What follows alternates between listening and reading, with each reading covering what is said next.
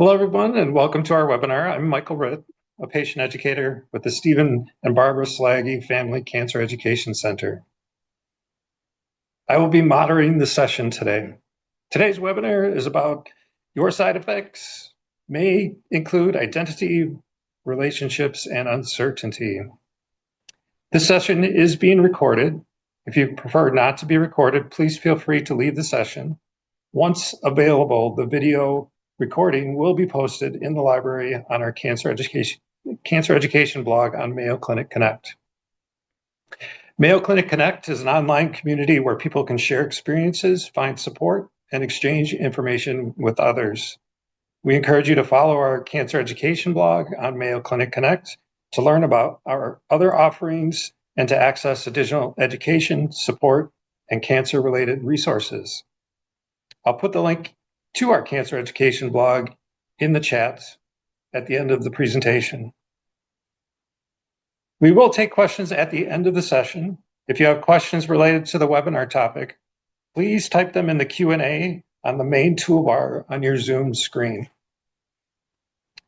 I'm honored to introduce our speaker today.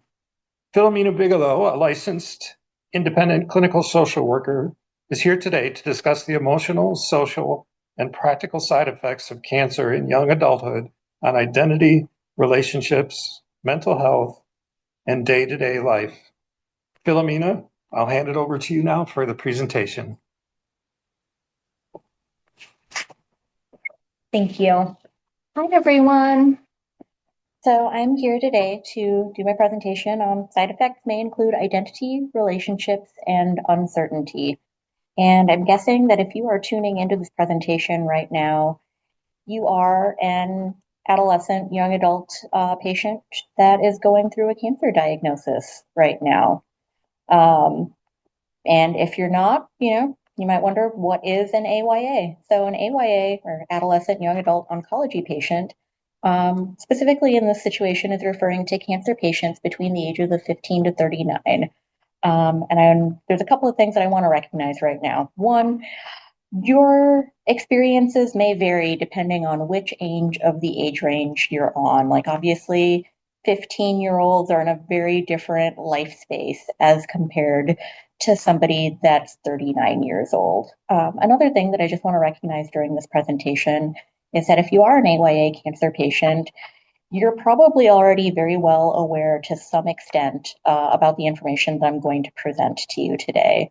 And I recognize that, but for some of you that might be a little bit newer to your cancer diagnosis, maybe you'll learn some things to expect. And for those of you that have been going through cancer for a while, but have just kind of had some vague feelings of, uncertainty or, not really known how to describe exactly what's going on or why you feel what you feel.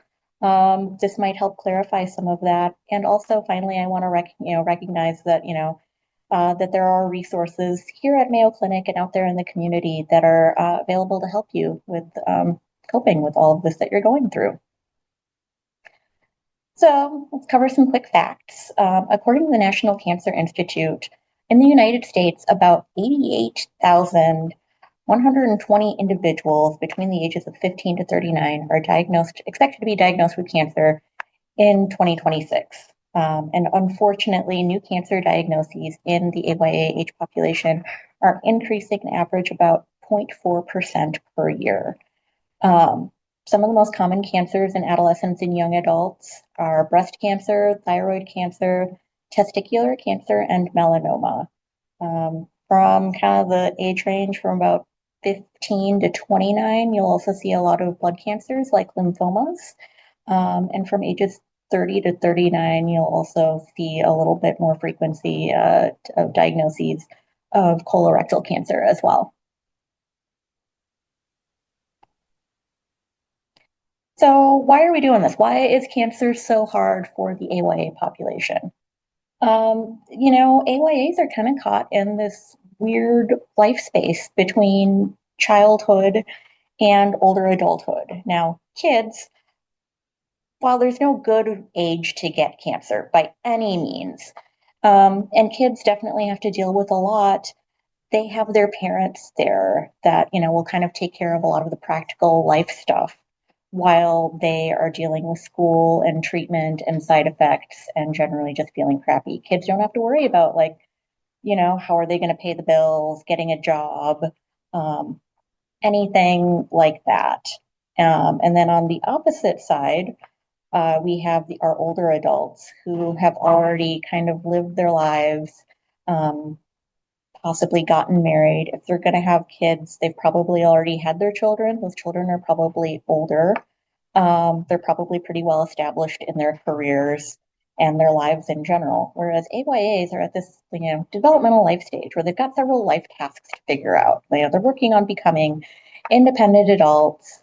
They're doing things like, going to school, or some kind of vocational training, really getting established in their careers and then dealing with, relationships like dating, marriage, and other relationships, including friendships, because now you have to deal with, either maintaining friendships that you've had as, a younger, child and, or, how are you maintaining those relationships or making friends when you're not necessarily, in school and seeing the same people every day, which can get really challenging. And then finally, just kind of the issue of, if, you're interested in having children, starting your families. And that's just kind of a hard thing in general. But I think especially like, cancer, it, just makes everything so much harder. It's draining physically, emotionally, and financially.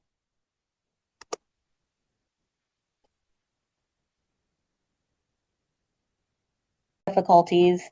Um, Cancer, its resulting effects, causes a lot of psychological stressors. Like, we see upticks in things like depression, anxiety, and especially, in the context of anxiety, there's something that we refer to as scamxiety or feeling anxious. So when you were diagnosed with cancer, you probably had some kind of scan to confirm your diagnosis, and to get staged. And that news probably wasn't great, which is why you got diagnosed with cancer and then, therefore had to go through, your treatment, whether it be chemotherapy, radiation, surgery. Um, and then you often will have to get scanned again, either to see, did the treatment work or the surgery work or radiation work? Or, as you go forward, if you reach a point of no evidence of disease, you want to see, how are you doing? And because you got that bad news, that devastating bad news that first time, um, it's really easy to worry about what kind of news are you going to get next, and that's completely understandable. Um, Kind of on another, kind of anxiety that people deal with is medical related trauma. Unfortunately, there's a lot about the process of diagnosing cancer and treating cancer that can be very painful and uncomfortable. Um, and that's something that, can stick with people, both throughout their cancer journey and even when they're receiving cancer, non-cancer related care, moving forward. If you experience like a poke or a position or a scan or a taste of something that reminds you of what you had to go through while you were being diagnosed with, and then treated for cancer, it can bring up a lot of really, negative emotions and, anxiety and, even sometimes, some panic. There's a lot of issues, in the context of, dealing with anger, grief, um, for, the life that you had pre-cancer and, everything that you have to move forward with now. Grief for, people that, you might meet along the way that, unfortunately you might lose. And then also poor self-image and self-esteem. Um, and these issues, and in addition to fear of death, uncertainty for the future, and again, grief for losses associated with cancer, are associated with a lot of these negative feelings that can impact your mental health. Okay, so social concerns. Um, you can feel isolated from, your healthy friends. Um, as we talked about, earlier on in the presentation, there's a lot of kind of developmental life tasks that, people are trying to get done during this age range. And while you're dealing with cancer and, cancer treatment, which may slow you down, um, your friends are probably going to keep going with their lives. And it can be really difficult to watch your healthy friends continue on with life as usual while you might not be able to keep up. And then on the flip side of that, sometimes friends can distance themselves because they're busy or they feel awkward or otherwise just don't get it and they don't know what to say or what to do. So they might, consciously or unconsciously find themselves, distancing themselves from you.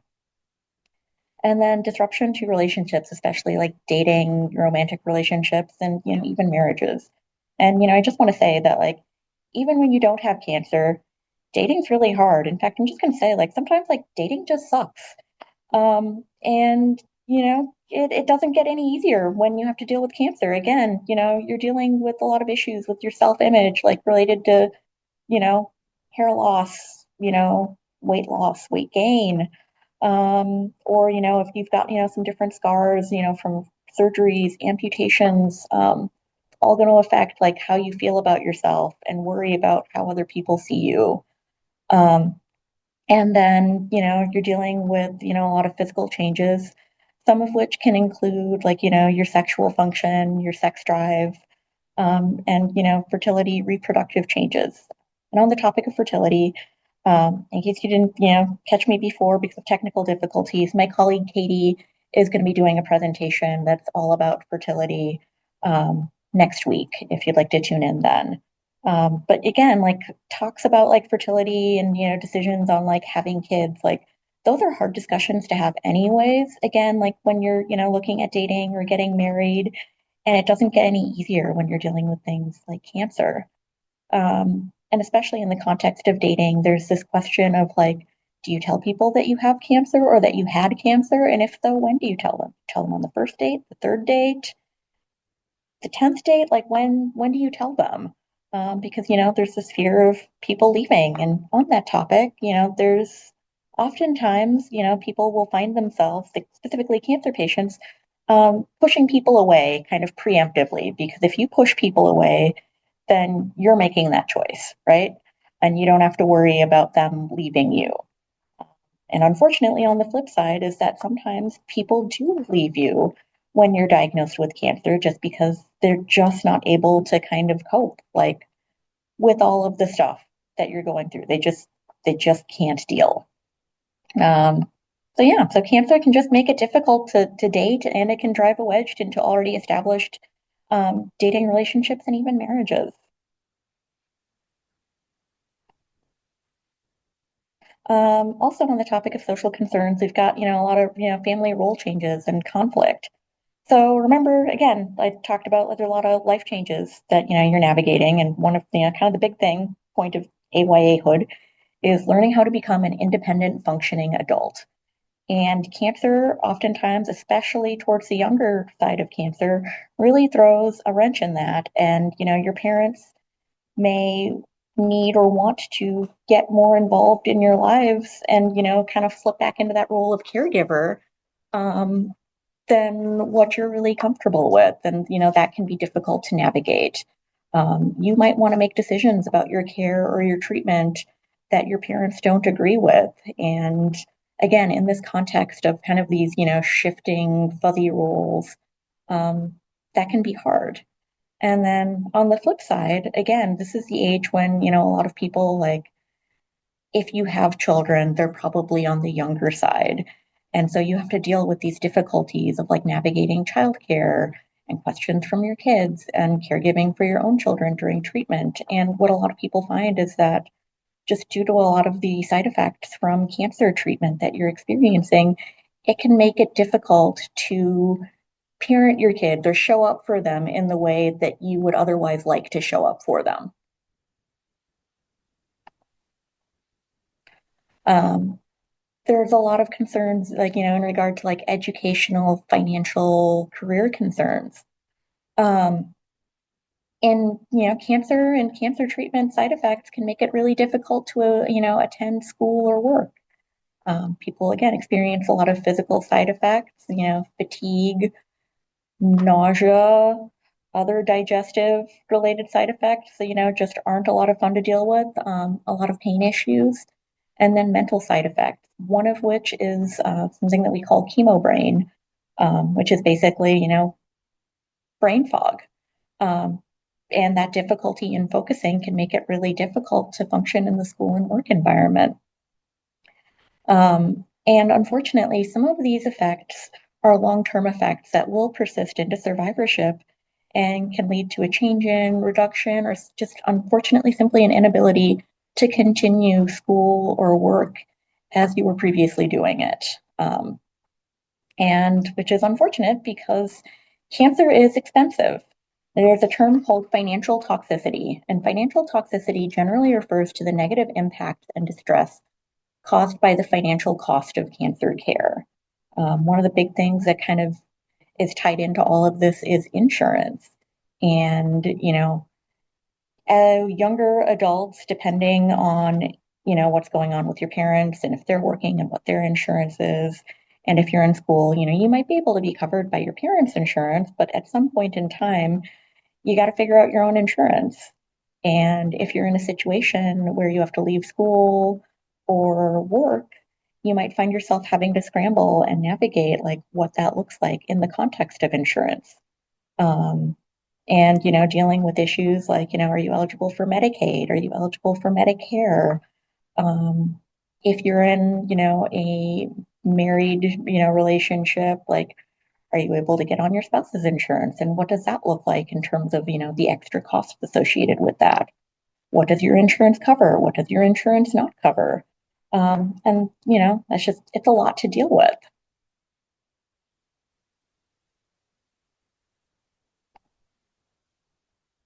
So I've presented a lot of, negative side effects, with to you, right?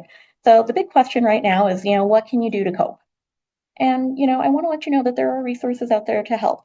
There's oncology social workers out there, especially if you're really lucky and you're a patient of a place like, for example, the Mayo Clinic, you've got an oncology social worker out there, like me. Um, I do a couple of big things, just kind of in general here in my role. I help connect people with the resources that they might need or want. And as a licensed independent clinical social worker, I'm also able to provide therapy and emotional support. There's also, oncology psychologists that are also able to, do therapy and provide you with some different like interventions, especially through like kind of health psychology, to kind of optimize your mental wellness. Psychiatry services are available. We don't shame diabetics if they need a little help from pharmaceuticals, in the context of, insulin and managing blood sugar.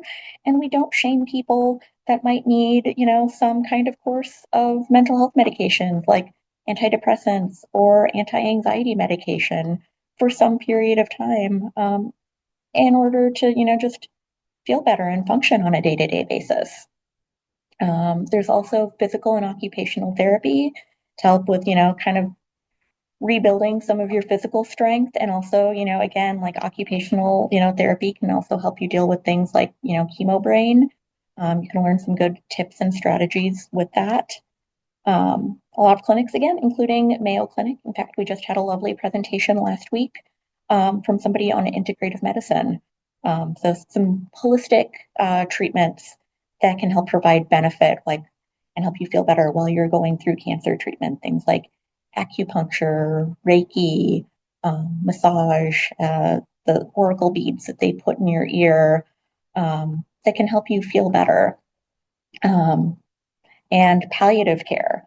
And when people hear palliative care, they tend to panic for a moment and think like that means I'm going to die. No, palliative care does not mean that you're going to die. Palliative care is something that helps you kind of maximize your quality of life while you are going through some kind of illness, or long-term side effects that may last for a significant period of time. So they can really help you again, like with some of your, comfort, especially in the context of pain management. If you're in school, there are school disability resources out there that you can lean into, if you need accommodations. There's also a lot of different community resources and supports out there that help in a variety of ways that are really great sources of information and support. And on that note, there are also a lot of communities of peer support out there. I know Mayo Clinic has a AYA peer support group that meets regularly. And there are also a lot of other online, communities out there that give you the opportunity to interact with people that are going through that same thing that you're going through. I mentioned earlier when we were talking about like friendships and relationships, like friends like that don't have cancer, the normies. They don't necessarily like know what to say or how to deal or like, with what you're going through. Whereas finding those people out there that, have been through something like that, even if it's not the same diagnosis, they get it. And there's just something that's really powerful about, connecting to other people that get it. That I think a lot of people don't necessarily really think about, again, in that context of that age range of wanting to be more independent. Um, and, I can do this by myself. Like, I'm sure, you can, but there's really no need to white knuckle through it. And there's no harm in trying the peer supports. And if you don't, you try it and it's not your cup of tea, then, walk away. Um, but it is completely up to you. I know a lot of people are more private people and do appreciate the opportunity to get more support like from your friends and family. And if that's what works for you, then absolutely do that. But I just want to make sure that that these resources are available out there to help you. Finally, I have a question for you that I hope that you will answer in the chat. It would make me very happy. So please share. Like, I want to hear from you. What should your care team know about taking care of you as a young adult patient?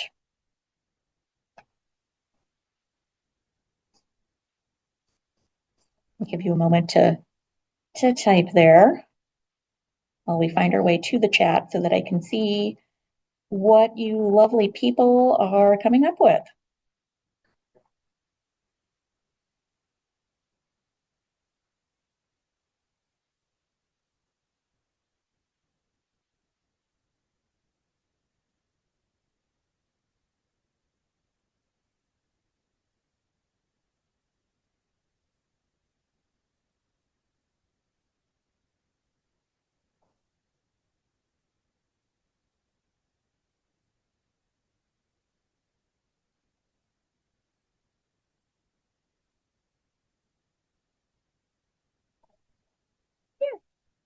So again, like this is your opportunity. I want to hear from you. What should your care team know?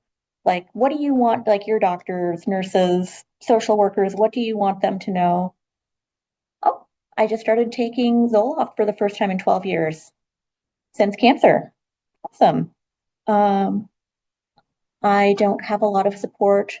I do a lot of my care planning, etc., on my own. It's made me hyper independent. They should know I'm less likely to ask for help when I need it. At the same time, though, it has made me an incredible advocate for myself. And yeah, that's a great strength-based reframe for that. Yes.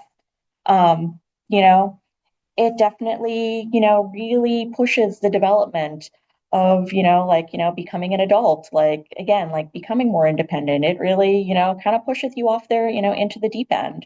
But again, I think that that's a really great point because I think a lot of providers out there, if somebody doesn't specifically say, like, hey, do you have any resources available for people my age?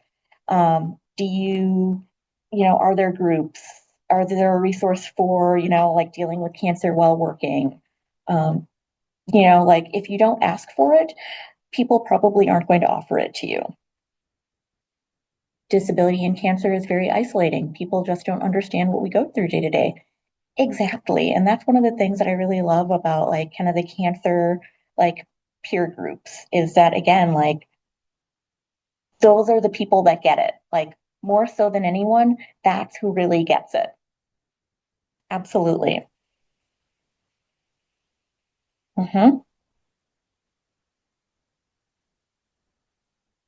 Yeah. Thank you guys for sharing.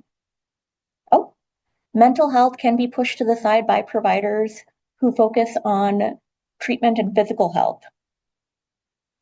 Absolutely. I know somebody, when talking about, AYA cancer, as an AYA cancer patient, they said that, that they felt like their provider was there to save their life, but didn't really, look at anything else beyond that, like for, them as a person overall.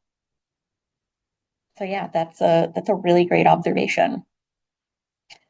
Also, I just kind of want to take this moment while I have the stage to put it out there. I think also a lot of people like, because there's a lot of cancer centers, not just Mayo, that has social workers, even if they're not really cool AYA social workers like me and my fellow peer, AYA social workers out there. But like, I think social work really gets stigmatized by the media in terms of like, oh, like social work's there to like, just, get in your business, or like, they're just there for like, if you need like food stamps or Medicaid benefits. Or what I really love when I watch TV, social work's there to take your kids. No, no, we are not here to take your kids.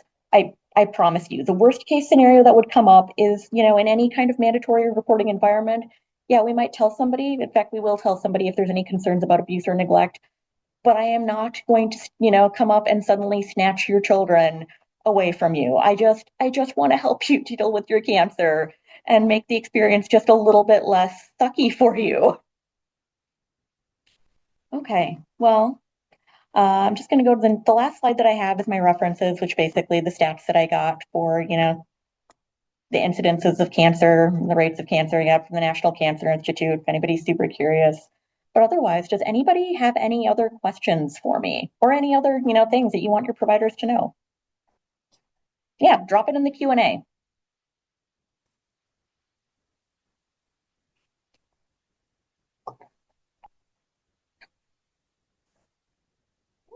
All right.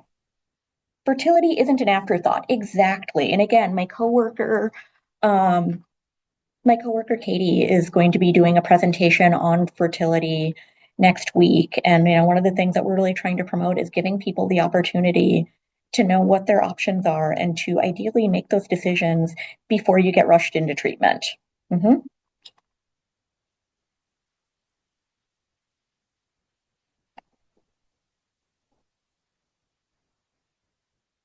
Oh, there's another thing to know. Referrals to other services and specialties is very appreciated, very thankful for PT, OT, and cardiology. It's very important to advocate for yourself and not just live with debilitating symptoms that could actually be managed by a specialty. Just a thought. Yeah, 100%.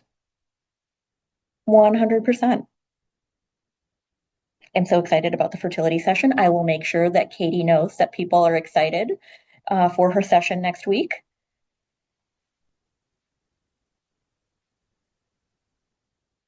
Can I please share my email? I absolutely can share my email. Let's see.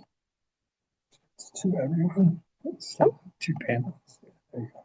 Very good.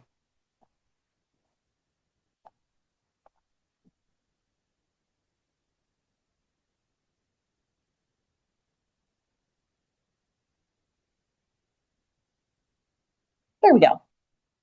And I know Michael's picture is showing up, but like, it's me. It's me. So yeah, just, if you email me, just throw in a little introduction about yourself and, who you are, just so I don't think that, somebody's trying to spam me or Mayo's trying to test to make sure that I understand what spam is. And I'm not, clicking on any kind of links or something. So yeah, just introduce yourself. Let me know that you were here at this chat, either live or if you watch a recording. Bigelow, Bigelow Philomina, Philomina, at mayo.edu. Anyone else?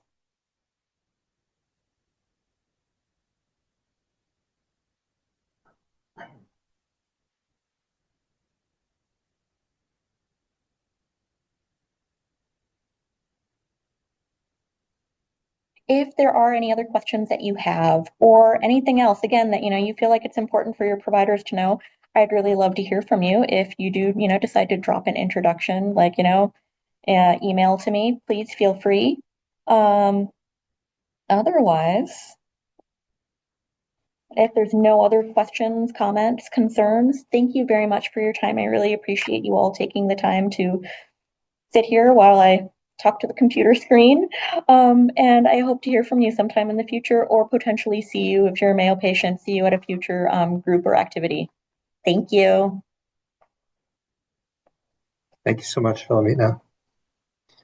Friends online, I'm going to drop the Mayo Clinic Connect website in the chat here shortly, so that you have access to all of the possible resources that we could provide you from an education and information perspective. This is also the place where you'll find this recording once it's available. So if you want to come back and take a look at it again, you're welcome to do that, plus other recordings that we have available as well. So feel free to check that out. But thank you so much for participating in the webinar. Thank you, Philomina, again for your presentation. We hope the information was helpful for you. Again, you can click on the link in the chat to learn more about all the things that we have to offer. When this webinar has ended, you're going to be prompted to take a quick survey. We appreciate your willingness to fill out the survey, as your feedback is helpful to ensure we are offering educational opportunities that are available and valuable to you. So again, thank you so much. Have a great rest of your day. Have a wonderful weekend.